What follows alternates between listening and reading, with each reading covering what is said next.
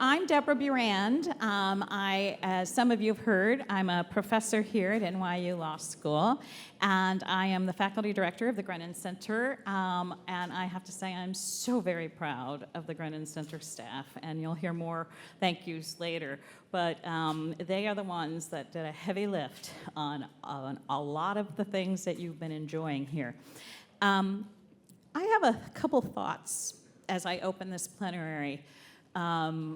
Which is, we've talked a lot about deals, we've talked a lot about structures, we've talked a lot about law, we've talked a lot about innovative products. You fill in the next thing you want to add of things we've talked about. The thing I love about how we're ending this conference is we're going to also talk about how people matter and the individuals who are in this room. All of you, and how lucky am I, and how lucky are you, these two people with me right now.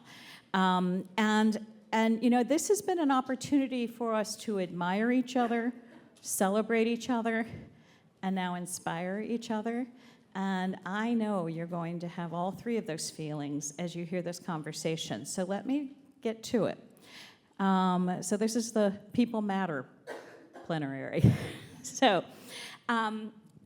What we're going to do is we're going to spend about 25 minutes talking with Jeff Furman, who's right to my left, former general counsel of Ben & Jerry's, now on the head of the foundation, right?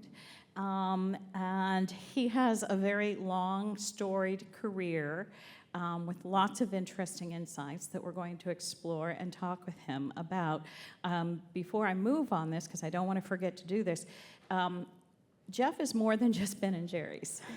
Jeff has lived a life that is making a difference in the world, and these posters here are representative of some of the initiatives that he has been advancing, and I just want to bring those out, look at them at some point. You'll get the sense of the expanse of how he's touching the world. And when I asked Jeff if he would come and talk with me here, back at NYU, alumni that you are, he said on one condition. And I'm like, okay, what is it? I'll do it. He said, Olivia Carpenter, I'm going to call you Via, needs to be with me. I said, oh, okay, who's Olivia Carpenter? Well, she is, as you may have read, she is the founder and a social entrepreneur of Via's Cookies, which you're going to have a chance to enjoy. And I now understand why Jeff offered this wonderful gift to me of having her here too. So we're gonna spend the last 20 minutes before I open this to questions and answers for Via to tell you her own story. But I felt really awkward about making her just sit here quietly while Jeff and I talk. And I said this to her just now, and she's like, well, I look pretty good. I said, well, you do look very good. Sorry.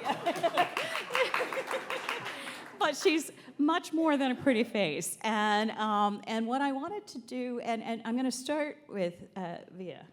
How in the world the two of you meet? You don't look like you run in the same circles, but maybe you do. I don't run anymore in any circles. I lift weights. I don't run. But yes, I am Via Carpenter, Olivia Carpenter. I chopped off the end. And I will save my whole cookie story just because we'll be talking about that later. But I met Jeff through my cookies. It was a Southside Community Center event. There's this community center in Ithaca, New York called Southside. We do a lot of community things. We uplift people. The Black and brown communities are there. We do amazing stuff. And I went there and I catered the event with my cookies. And I made sure after the event began to finish and wind down, I put a business card at every single table at the event. And I introduced myself to people because I was like, this is an important crowd. And Jeff was at one of the last tables and he was like, wait a minute. He was like, I like your style. And I was like, yeah? I was like, what do you do? And he was like, I do some ice cream stuff. And I was like, okay. I was like, I think this could work out. And ever since, we've been just hanging out. We talk social justice. We talk about his incredible life and random excursions on horseback in Ecuador or something. And then we talk cookies and ice cream. And it's been really amazing. And it's really interesting because he's like 80 and I'm like 24. But I feel like there's no difference in age at all because we think the same way and we think from the heart. Oh, thank you. Yes, the sweetness started before it even hit your tongue. Okay, Jeff, I'm starting with you. I'm going to ask you an origin story, and from our conversation, you have an important origin story that has something to do with a train. Yeah, this is a story that I was telling Deborah, and it's a story of when I was 6 years old, and I'm really happy to be able to give it to all these legal minds because it has a dilemma that I was faced with. It is a story of the fact that my mother was adamant about pushing me. She said, always tell the truth. Don't lie. The truth is everything. Once you lie, that nobody will trust you anymore. She was fanatic about it.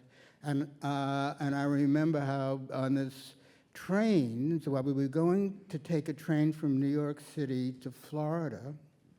And as I said, I was 6 years old, which was in 1949, just to give you some mathematical problem about how old I am. And so she said, well, if the conductor asks you how old you are on the train, you have to say you're 5.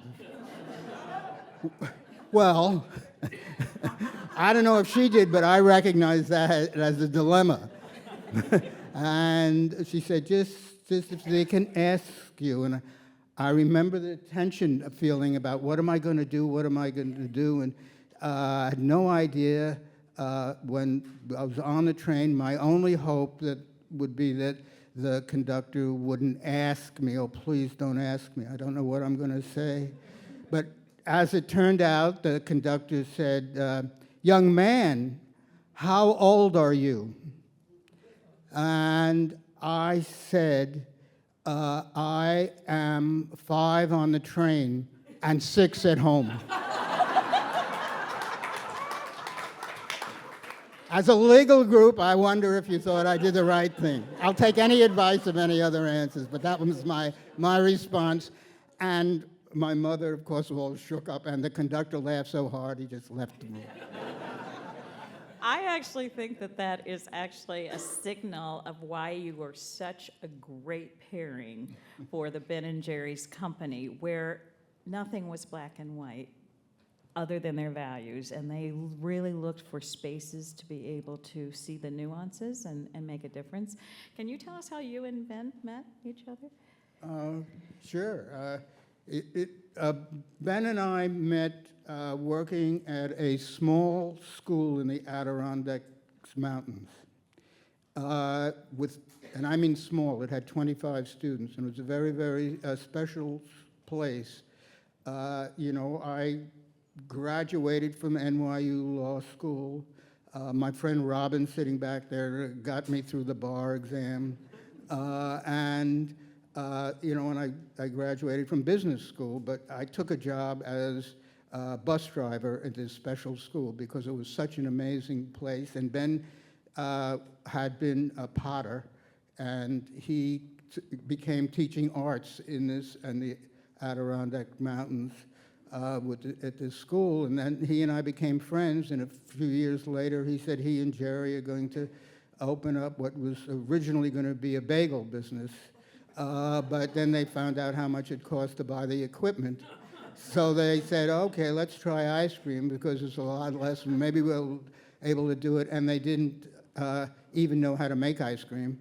They took a $5 correspondence course at Penn State, which they're very proud that they split the cost 50-50. And so I just started to help as a friend. And again, Robin helped me with getting a business plan for a pizza parlor. I gave that to them, and they took out the word pizza and put an ice cream. Brilliant we were, you know. And you know, a number of slices became a number of cones, you know. This is really what you learn in business school. And so that's how it got started. And I just helped out as a friend for a few years, and then they were going to sell the company. They were burned out. You know, they're trying to run a little small business, and Ben changed his mind along the way and said he didn't want to sell because he came to the fact that we could run this business any way we wanted to. We could run it from our hearts, what it felt like, and we would try to experiment. So he asked me to get on board and come along and help him. I'd never had to move to Vermont. I stayed living in Ithaca, and we've been friends, and so that's how we initially met and started to try to come up and run the business the way we felt businesses should be run, with salary ratios between the top and bottom and all that kind of stuff. So that was in the beginning. I want to pause for a moment on all that kind of stuff. There are some people in this community who surprisingly may never have had Ben & Jerry's ice cream. We've got some wonderful foreign visitors, but they may have had it, or they may not know all that this company is. And you made a comment to me that I thought maybe you could say more about with this group, which is Ben & Jerry's really integrated their views of social justice throughout their business. Can you give some examples of how, because I have to say, I wouldn't say, without knowing about Ben & Jerry's, that making an ice cream company was a way to change the world, but it has been. Well, I don't know how much we've actually changed the world, but we've been trying, so we began to realize as we were doing this, we didn't realize it in the beginning. We just started to think anything you do in business, you can do, if you think about it, from a justice perspective. It's the whole thing. It's not just writing a check to some charity or dealing, you know, with a hurricane situation, you know, what might happen in New Orleans, where we wanted to say, you know, we should be dealing with the problems that people have before there's a catastrophe. So the different ways, one of them, for example, at some point I was given charge of running the franchise department, which I knew nothing about, except we began to have a lot of stores, and we have gotten up to 250 stores roughly, and we had about 20 young people in the summer working there. And so you could look at that as ice cream shops. But I said, oh, those are youth agents. We're serving 5,000 young people. And it hadn't even, and so we started to create things in the stores where young people could learn about what was happening in their community and being engaged in civic engagement and social justice stuff. And then also began to set up franchise shops that were owned actually by a not-for-profit that worked for young, you know, worked on issues of young people. So they actually, some of them wanted to provide jobs, and so they had to go to the granting world every year, but now you set up a store and it continues on.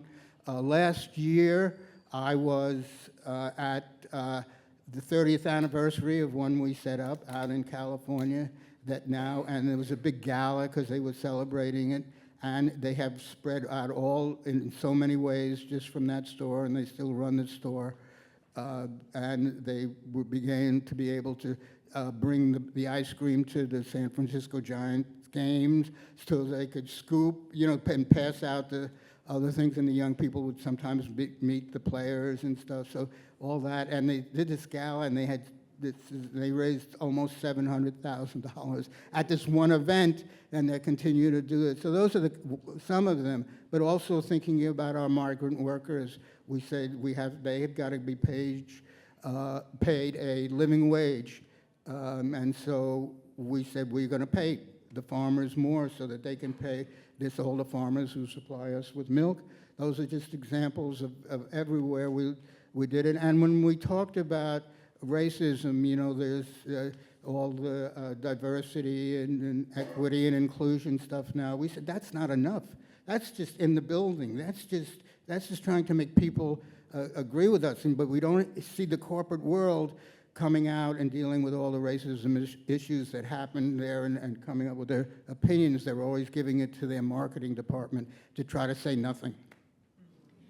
Okay, so now we're going to get to some things that some lawyers in this room have been thinking a lot about, which is Ben & Jerry's is going along, and there is an opportunity that comes up in which Unilever acquires this company that you have just shepherded with all of these beautiful values. I would love for you to maybe focus not so much on how that acquisition came about, because I think that's sort of old news. But I'd love for you to talk a little bit about what you did in the governance structure to try to preserve these values that you're describing while you were working within the Unilever structure. Well, we didn't want to sell the company. It was not an issue with us, but we were starting to be forced to do it, and so that was a big struggle for us, because all that meant to us is what the company stood for. I have said that if Ben & Jerry's didn't have these values, it would be irrelevant. The world does not need another ice cream company. There'd be just as much ice cream in the freezers in the supermarkets if Ben & Jerry's never existed. And so we went through that hard time trying to figure out what to do about it. But one of the things we came up with was an agreement with Unilever that was signed, and it goes on in perpetuity, of establishing a board of directors that could fulfill itself, that would bring on people it wanted to, that had legally binding responsibility for the social mission of the company, and that had to increase, the sales increased and everything else like that. And so we put that together. We had the board. I stayed on the board. A few of us stayed on the board. Ben & Jerry did not. But to do this agreement. And for example, as I mentioned the term living wage, that was a big issue for me.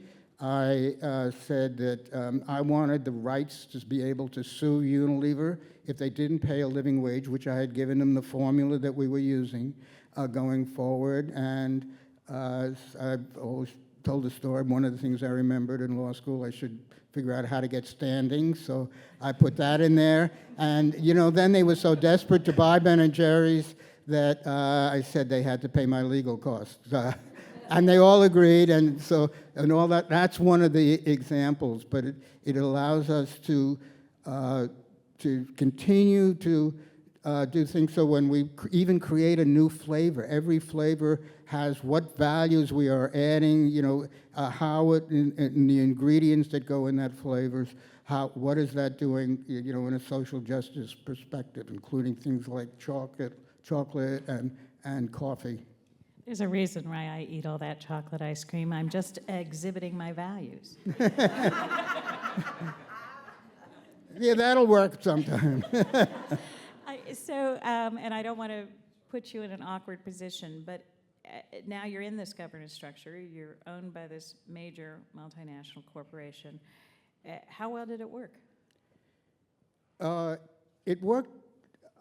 In the beginning, it didn't work very well, mainly because no one knew how to do this. And so this is not a blaming on Unilever or anything else. I didn't know what to do. I mean, we were saying we're a board, but we really weren't a board of directors. Our job was to nose in, wet and hands in, and we had to be, diligent. But we were trying to be a board and trying to work together. They were trying to fit us into their systems, but it began to.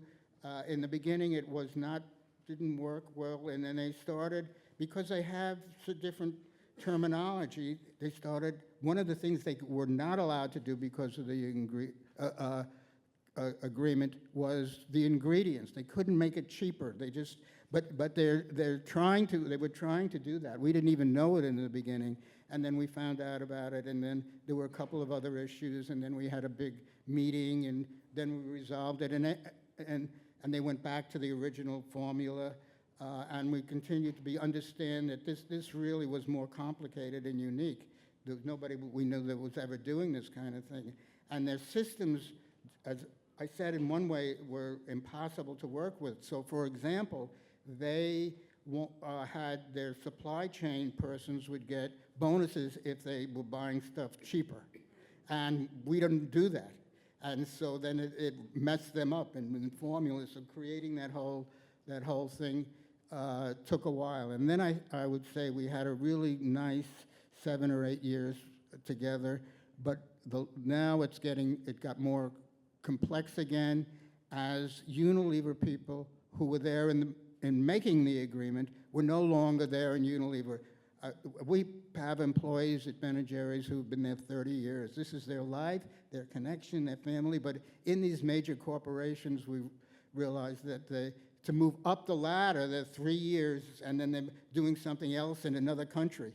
And so there were people that had never seen, what did you sign there in 2020? So there's a big struggle again, and now Unilever has put Ben & Jerry's and the rest of their ice cream on the marketplace. Well, let me take that, and I know you have some limitations on what you can talk about, but what do you see as a path forward, or what are elements of a path forward as Ben & Jerry's is divested? In a path forward after somebody else buys it? Well, as far as our understanding is that the agreement that I referred to continues. It continues on in perpetuity. However, my instinct tells me that they're going to get the $3,000 an hour lawyers to drive us crazy. We have been in court with Unilever, and No one in this room will do that work. Right. No, I'm looking for you folks here, and you come in all together, and each have something to say. So at least it'll cost them a lot of money. Maybe we could work out something for some free ice cream. I'm a member of the Free Ice Cream Club. And I also, I'll just add, while I'm thinking about that, I get, because I negotiated the agreement with the Grateful Dead for our Cherry Garcia flavor, I got 6 free Dead tickets to all the concerts. So that was my style, Is that all you want to say about the divestiture? Practically, I don't really know what's going to happen. I'm trying, because they're obviously going to be looking at this agreement, and they're already putting costs to everything we do, and that's happening. And but what's going to go forward, I'm really not sure. Well, I mean, we'll certainly try to do what we can. I've been trying to think about the foundation world, because they won't think the costs that we do that are extra, that we pay people, that's part of what foundations want to have resources go to. So maybe there's something to do or partnership with that, but I think it's pretty complicated, and we'll just see they're selling their whole ice cream business, and Ben & Jerry's is their star of it. They make more money from Ben & Jerry's than they do from anything else. Just as an aside, when we were working well together, Unilever realized that if you're what they called a purpose-led company, you make more money. And they started buying little companies, and so, we're going to be purpose-led company, but they had no idea how to do that. It was marketing. It was strictly marketing. It had nothing to do with trying to deal with the real struggles of people in the world, and the real places that you can do some good. And so the purpose was just another way to increase profits, and people started to see through that. So they couldn't keep up with what they said they were going to do. So, as I said, this is a story that is still unfolding. Watch this space. I want to bring you into the conversation. So, one of the things as we were talking about Via's company and Ben and Jerry's, Via, you said something that I really, really resonated with me, and I'm going to say this, and then I want you to tell your origin story. She's like, did you notice my name's on my company, the way Ben and Jerry's is on their company? When you put your name on a company, you take things very personally. And so who are you as a person? Well,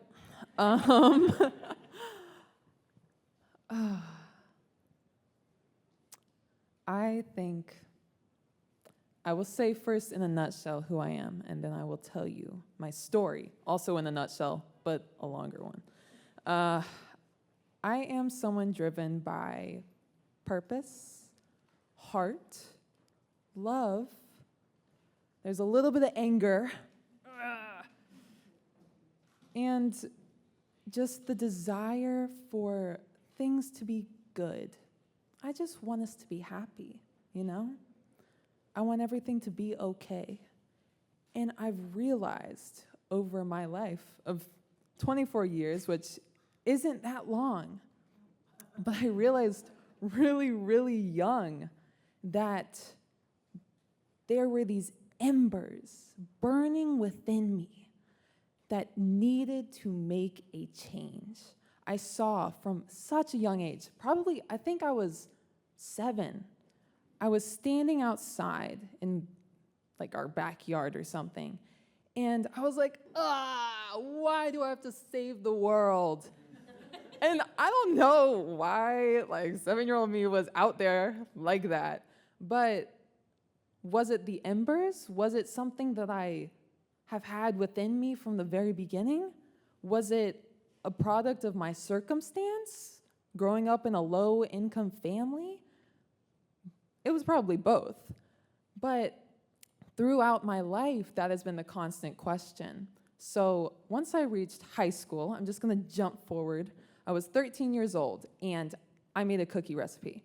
I remember I took the Betty Crocker cookie book, and I found this one recipe I really liked, and then I spun off of it in a million different directions. It took me 2 weeks, and I had a recipe that was so far from the original that it was absolutely mine. And my family ate a ton of cookies. It was a great time for them.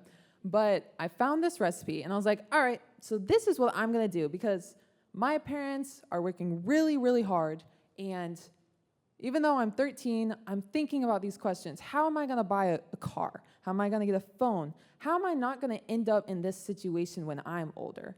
How am I going to go to the best college I can? How am I going to get out of these oppressive systems? How can I get out of this? Let me start a business. So I started Olivia's Cookies at 13, and I sold them to my classmates. I also used the cookies to bribe people into voting for me for class president.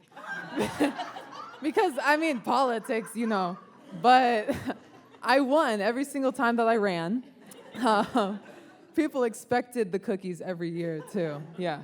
But I started it then because I just needed to survive.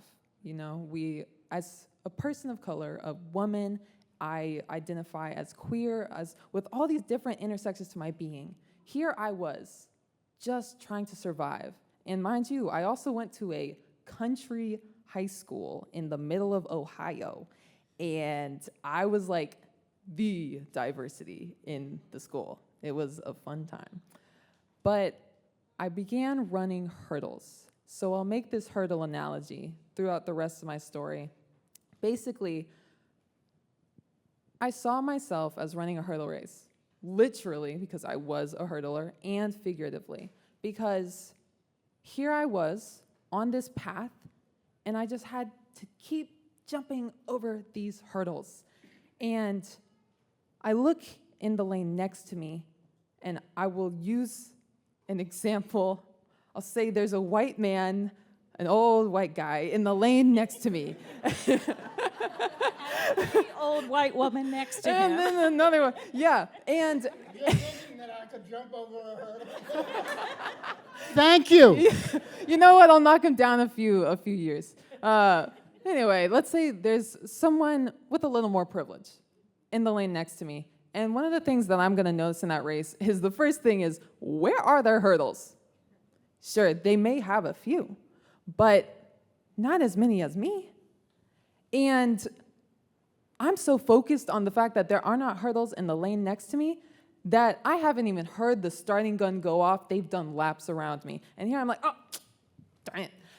And I run the race because I've trained for this moment. I have made it my entire life to perfect the form to get over that hurdle so that I can compare to the person next to me.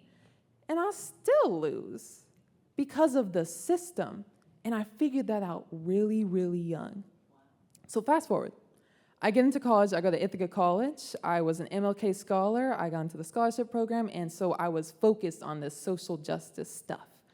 And junior year of college, it was COVID. So it was 2020. Yeah, I know. And I was just like, what should I do? I had worked 3 jobs my freshman year of college just to get through things. I worked 2 jobs my sophomore year, and then my junior year, I couldn't work because everything was closed. And so I'm just sitting in my apartment like, you know what? I think I'm gonna bust out this cookie recipe again. I had it memorized. I'd made it so many times. And when I got it out, my sister was like, hey, you should enter that business competition at Ithaca College. And my professor was like, hey, you should enter this business competition. And I was like, oh. But my sister was a little more convincing. So I entered a business competition. And when they asked me, they said, you need to solve a problem with your business. They're saying, what is the gap in the market? You know, you make a business, you want to figure out what people want, what people need. But I looked at it differently because I've been looking at it differently my whole life. I said, what is the problem in the system that I need to solve? And for me, my entire life, it had been, I'm just trying to get a good education so that I can get out of this situation, you know? My dad was unable to graduate from college. My mom, she had to bounce around because she had kids so young. And so for me, I was like, this is my ticket out of here. And it actually was. I truly believe that it was. I'm not going to say I'm rich right now, but I think I'm rich in a lot of other things like heart and friends and the community I have around me. And so doing this work to get all the way here, working my life away with this absence of money was really, really difficult. College books are insane, man. And then at Ithaca College, for some reason, they say you have to have a MacBook. I don't know why. I don't know. But MacBooks are really expensive. And so me coming from this low-income background, I was like, yay, I made it. Like, I got a full ride scholarship. I'm doing the thing. I'm successful, whatever. No, actually, you have to pay for like thousands more. Like thousands. So junior year, when I was like, what's the problem in the system? I was like, it's this. You know, I've gotten all the way here with all these different intersections to my being. I have run this hurdle race. Every time I fall down, I get back up. Sometimes I scrape myself up off the track and I finish the race. I'm bleeding at the end, but I still finished it. And so I donate a percentage of my profits to struggling BIPOC, that's Black, Indigenous people of color, and LGBTQ plus students. Because I know that struggle. It's been the struggle I've faced my entire life, and I know that it's systematic. Things are working exactly as they were designed. And one of the most important things we can do is arm ourselves with knowledge. Because if we know how the systems work, then we can know how to get out of them. That's my origin story. I love your origin story. I'm only going to take about 5 more minutes do you want to react to that? And then I was going to ask a question. Go ahead. Oh, I was just going to give an example of what happened with Via and I a couple of weeks ago, when we were co-judging a contest of roughly middle school students who were starting their enterprise with such heart and such, things you could feel what they were doing. So, for example, there was a young woman who was very shy, and but felt more comfortable wearing a mask, and then she started to make masks. So there was coming from their background, and somebody loved chickens, and then she had chickens, and then she was doing chicken art, and there were 20-something people there, and when they heard Olivia's story, you could feel how powerful it was to them, and what it made them. Ben & Jerry's they had heard of, and it's just ice cream, and they see it in the freezers, the accounts. It didn't touch them in the same way that a story like this. So it was such a beautiful opportunity for us to be together and feel the power of her story on 25 young people that may be sitting in this room in another 25 years. So it was really good, and I just wanted to let you know how this story, it's not just cookies and ice cream. It's the power of the struggle and the caring about it and working from your heart. So thank you for doing that. So I'm going to ask a lawyerly question. Yes. How do you grow a company and scale it and maintain an alignment with your values? This is sort of what the Ben & Jerry's story has been to this point. You're at a very different stage of development now. And I'd love to hear the two of you sort of have that conversation about, as Via looks to what Via's cookies can be, what are the things that you're worried about? What are the things you want to try to get to? I'd love to sort of get that out there, because in some ways I think you can represent a lot of other young social enterprises that are full of passion and mission, have a good product, and yet. So, I believe that in growing my business, the most important thing for me is obviously to stick by what I believe, what drives me, what gives me life. And for me, that is literally heart. It is putting the people before the profits. I did not start my business with the intention of even it becoming as large as it is now. Like, I have a team of bakers who are making cookies in Ithaca when I go and I do things like this. But when I look at growth, it's really interesting because I don't look at it from a perspective that maybe, I'm not going to say his name, but I'm going to use an example. Maybe my business professor would. He's gotten mad at me before because I don't do things the way he thinks I should. So he thinks I'm not moving in a direction that he has decided should be my path. I'm going to decide my own path.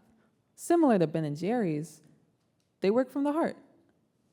Sometimes things get shaken up in that, but I think the most important part of this is we're doing business for the good of the people. We are not doing business so that we can become multimillionaires or billionaires or this or that. Sure, money will definitely make my life easier, but I also believe that money will come within the good that I do. And in pushing these cookies and pushing this mission, people who agree with me and people who believe in the same mission of leading with the heart and following a path of love will find me. And that has been happening. I have my cookies in a radical bookstore in North Carolina called Firestorm Books. I have them in Boston at More Than Words. I am going to be eating them all over New York City. That's a plan. Yes. I have them all over Ithaca. I cater college campuses. And if you look at the packaging, there's literally a pride flag, and then in her hair, it says BLM over and over and over. And so it's very easy for me to weed out the customers who aren't going to support me because they're not gonna pick up the cookie. So I think in moving in the direction of growth, it just aligns. I align with people who align with my values. What advice do you have? Well, Not that she'll necessarily take it, okay? Yeah. well, I would definitely throw out my advice and answer the question, and I can give you and I think because it's an important question, and so what happened to us? I remember a time walking into our offices with Jerry, and Jerry talking to me and said, "You know, I don't know everybody here any longer. I don't know to say, you know, how's your son, how's your daughter, how's your mother? I don't know. We don't know." And we began to understand that the company had gotten big, and what did that mean? And so some of the things we started to do is to say, and we looked also at ourselves, well, there's Ben & Jerry's and Unilever. Who are the, you know, and that's a power struggle. But what's the most important people are the people who are working at the company.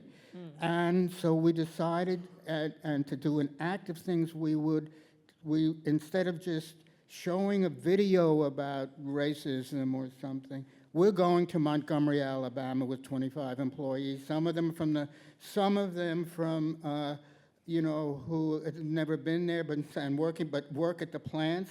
It wasn't, you know, the other thing. We're going to go to Montgomery, Alabama. We're going to go out to California and see what's happening in mass incarceration. We're going to go down to Louisiana and see what's happening in Cancer Alley. We're going to go to see the indigenous folks in Dakota. We take these trips. We take these trips from people in the company, so it moves into their hearts, and and they feel like, you know, it is something. We also offer them 3 free pints a day. And good health care, because they need it from 3 people. But At least dental coverage. but you know, it's bringing the soul into the company. It's not from the leadership, and you know, all these things are just, you know, they're not magical stuff. They're things that you have to pay attention to, and so it's. You know, Ben was a great marketer. Jerry had great people skills. You know, who's always thinking about how everybody was you know, involved in the company and how it is, and make it go through the organization that it's their values, and part of it is not just coming from some leadership role. And so it's been a big effort, and I love it, Ben. It's one of the things I didn't expect to get from going on all these trips. You find out what's really going on in the company. I remember we had a flavor called White Russian, and you had to put Kahlua in it, and it was too expensive. We stopped doing the flavor. And then when I was on one of these trips, you know, I said, "Oh, that was my favorite flavor. Sorry, we had to do it." And some of the people who worked in the plants, you know, it was expensive because we used to go in the cooler and drink the Kahlua. Now, that's a nice thing to say to the head of the board of directors. "Why, are you fired?" No, I laughed. I'm going to open this to questions from the audience, but is there anything else that I didn't ask you that I should have? Well, as a business baddie, I'm going to plug all of the things that I do right now.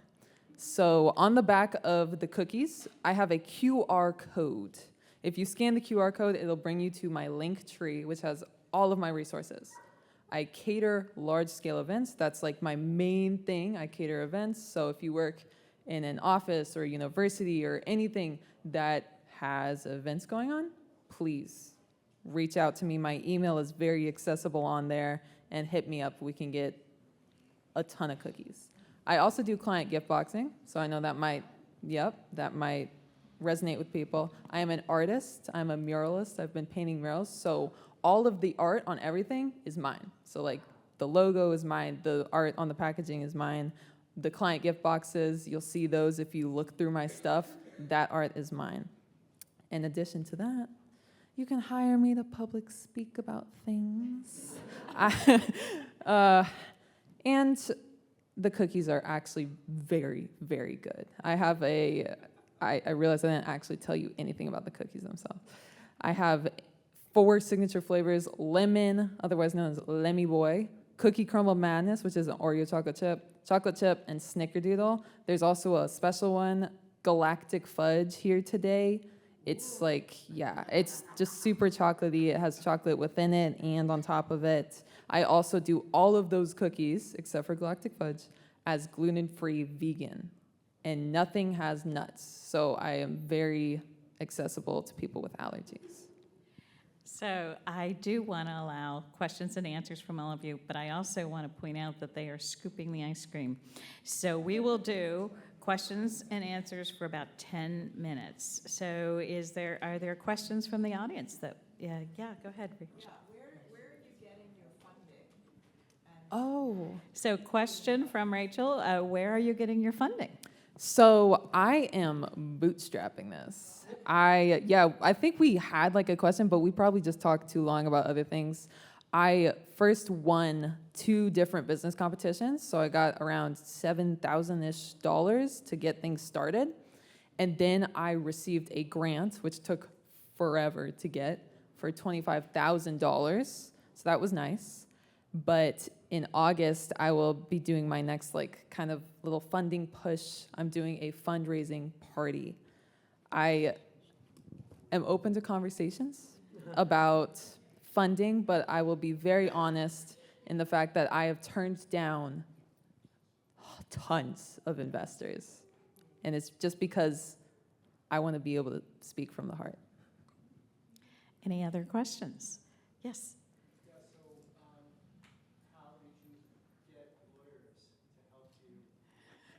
How did she get lawyers to help her? Has she gotten lawyers to help her? Tee-hee. Yeah, that's another question that we forgot to sneak in there. I have not gotten lawyers to help me.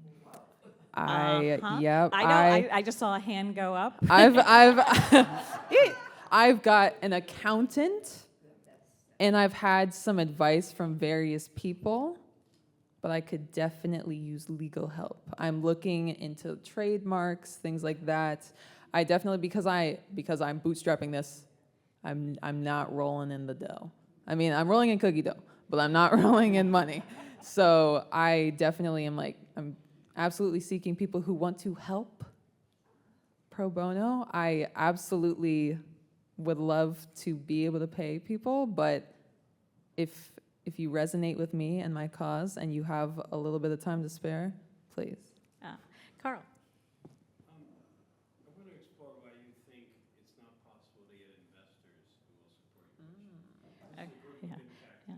So the question for those who are in the back, he's asking, he understands that you have said no to some of the investors that come to you because there was something about them that suggested to you that they would not follow or advance your values. What were some of the warning signals that suggested to you this wasn't the right investor to work with? I'm not saying no to all investors. I just haven't encountered someone yet who my intuition says yes to. And I very much so trust how I feel, like how my body feels about someone. And the people who have tried to invest, one of them, they just disrespected me. And I was like, ew. And then another person, he's actually really nice, and he works for the Cornell Law School. He's the assistant dean. He's awesome. And he was telling me, like, he could get me investors. But him and I actually had a conversation, and we went into more depth. And he was like, oh, yeah, maybe these wouldn't be the right ones for you. So if someone wants to start a conversation about that, You just have to understand that I will absolutely get up there and I will say the things that Ben and Jerry's has said. They speak out on causes, and that's exactly what I do too. I am not a fan of when people come to me and say, that wasn't a good move. No, that move was from my heart. It felt right to me, that's why I made it. I'm going to let Jeff have the last word. And Jeff, I don't know if this is what you were thinking, but I hope that in that last word, you say something about where do you find joy? You read my mind. That we didn't talk about that enough. When we always tried to bring joy and celebration to everything we did. You know, not always was it possible, but it was always in our mind. So when we had shareholders meetings, we would make them on what is the most open day of the year, which is the last Saturday in June, and the school's out and before the summer, and we would bring our shareholders together. This is before Unilever, but we would have a 2-hour meeting. When it was after that, we would have a music concert. And that's just a broad thing. We built a 14-ton sundae in a pool, and then people would have big cherry picker putting on the whipped cream. I mean, you know, and but then also on the other side, we decided to get into peace work, and we came up with the idea of 1% for peace, which was 1% of the Defense Department's budget used by people to do it. It takes, and when we were doing it, that would have been $3 billion to try to create a different peaceful world.